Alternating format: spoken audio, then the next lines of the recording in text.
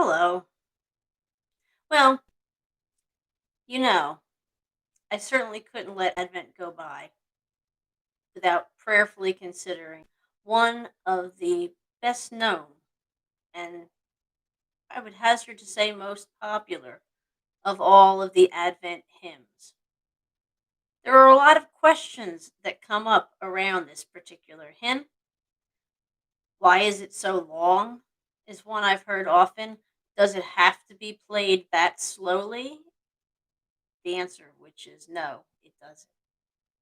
But the question that I've wondered ever since I was a young person, first familiarizing myself with the hymnal, was why were there dates listed at the beginning of the hymn? December 17th through December 23rd. And so, before we contemplate, O come, Emmanuel, let's find out first why this particular hymn was written in the way that it was written and what exactly those dates mean at the beginning of each verse. The hymn itself is a collection of what are known as the O antiphons, or they're also called the Great Antiphons, and they come from about the 6th century in Italy, and they are traditionally sung during Vesper service, or in our tradition, they are sung in evensong during the days that lead up to Christmas Eve and Christmas Day, December 17th through the 23rd. Now, antiphon by itself is a short sentence that is either recited or sung either before or after either a psalm or a canticle. So it's added in either before or after the psalm that is said or sung during evensong, and it can also be put before or after the canticles, which are things like the Magnificat, the Song of Mary, or the Song of Simeon that also appear in our evening prayer service. Each of the antiphons is based on a name of Jesus, a name of the Messiah, as it's heard in the prophecies of Isaiah. Now, of course, I could go into a long explanation about how they were written and where they came from, and I would encourage you do the research on your own. It really is fascinating.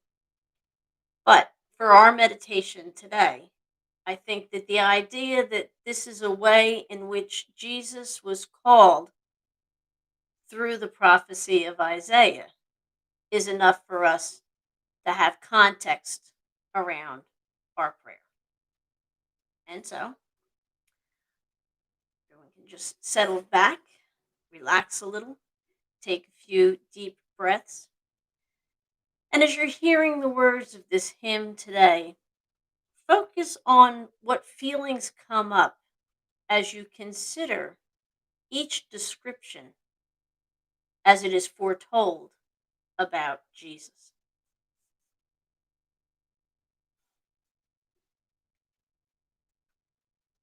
O come, Emmanuel, and ransom captive Israel that mourns in lonely exile here until the Son of God appear. Rejoice, rejoice, Emmanuel shall come to thee, O Israel.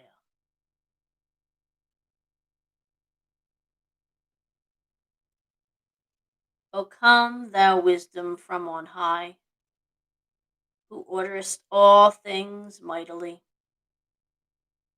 To us the path of knowledge show, and teach us in her ways to go. Rejoice, rejoice, Emmanuel shall come to thee, O Israel.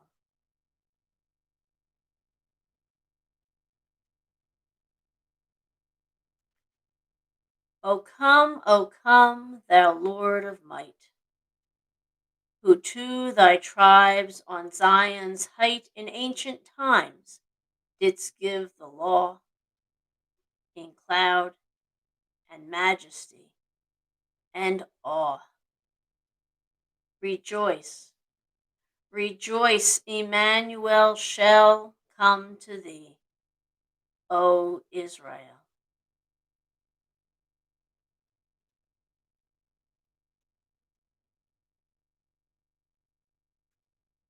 O come, thou branch of Jesse's tree, free them from Satan's tyranny that trusts thy mighty power to save, and give them victory over the grave. Rejoice, rejoice. Emmanuel shall come to thee, O Israel.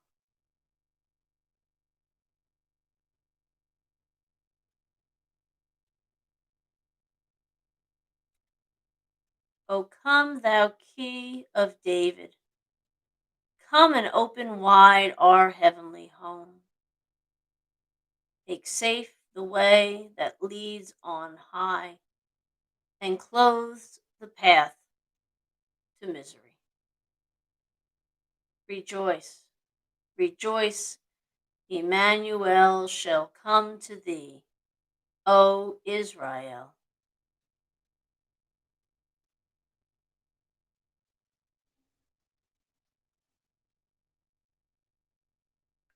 O come, thou dayspring from on high, and cheer us by thy drawing nigh. Disperse the gloomy clouds of night, and death's dark shadow put to flight. Rejoice, rejoice, Emmanuel shall come to thee, O Israel.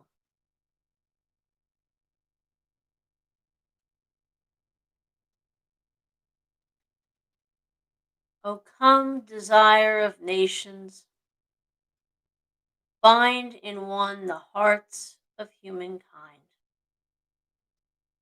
Bid thou our sad divisions cease, and be thyself our King of peace.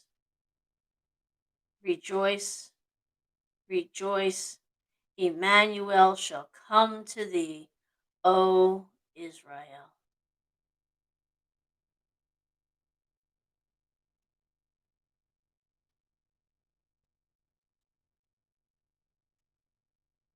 O come, Emmanuel, and ransom captive Israel that mourns in lonely exile here until the Son of God appear.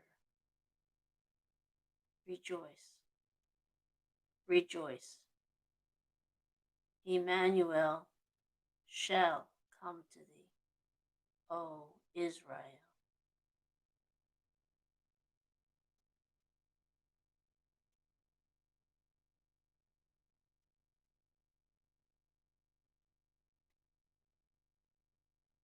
So, which of these verses resonated with you? Each antiphon, each verse speaks of a different title or a different characteristic of our Messiah. I think that verse 7 really resonated very deeply with me in this particular reading. Kind of feels like this year our society has grown more and more focused on what makes us different, what sets us separate from other individuals or other groups of people. We tend to categorize ourselves and others. We've learned to keep ourselves apart, yes, physically, but also keep ourselves apart in a lot of other ways. Throughout 2020, we've been struggling to see ourselves in communion, in connection with others, though we've been consciously staying physically distant, there's still been a lot of work trying to continue to connect us as community and to try to build new ways of connecting with each other. When we spend that much time apart, focusing on our differences, individual tempers can get edgy. I know for me, things that never used to bother me suddenly creep up on me and give me a lot of agitation and stress for what is probably no good reason. We have to consciously turn off those 24/7 Zoom meetings and news cycles and social media, that constant connection with everything that's going on that is one way. It's all just being dumped onto us. How do we separate that? How do we stop that level of divisive language that is being used in our everyday news outlets? I want to feel like people everywhere in every nation throughout the whole of the world are there are people who want the divisiveness to stop. There are people who are working every day endlessly to try to find ways to get past those chasms that seem to have grown wider and wider. And as a Christian, I'm really glad to be reminded that Jesus came as the King of Peace to be that bridge that stretches over those divides and brings us all together with compassion and curiosity. Really resonate with that seventh verse today. Now, my second question for you to contemplate is, how does this particular verse, the one that resonated with you, speak to you about your impact of your relationship with Jesus? What does it call you to do? What does it point out in your relationship that is either wonderful or perhaps something that you would like to work on? I'm called again and again to find ways to bring us together. Now, we still can't meet in physical spaces because of this pandemic that we're in. Yet, look how blessed we are to have tools that can cross geographical separation. Right now, you've invited me into your home, into your space, for us to have a conversation in a way that last year at this time I never would have even considered that it could have happened. And yet, we're able to do it because of the technology and because of the push that we're feeling to get past those divisions and to get reconnected. So I think that personally Jesus is nudging me again to keep at that work. Find new ways to connect. And it helps me to rest in the knowledge that Jesus goes everywhere, even places where I've never been or haven't yet even thought about going. Jesus is already gone. And Jesus, the King of Peace, is in every encounter and allows for that space for us to stop focusing on those differences, just start to learn from one another, to listen to each other. So perhaps Jesus has been calling to you during this whole Advent season because we have called to Jesus. O come, Emmanuel.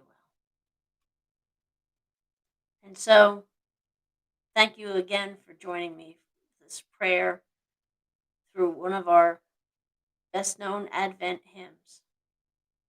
May you have a very blessed blessed night.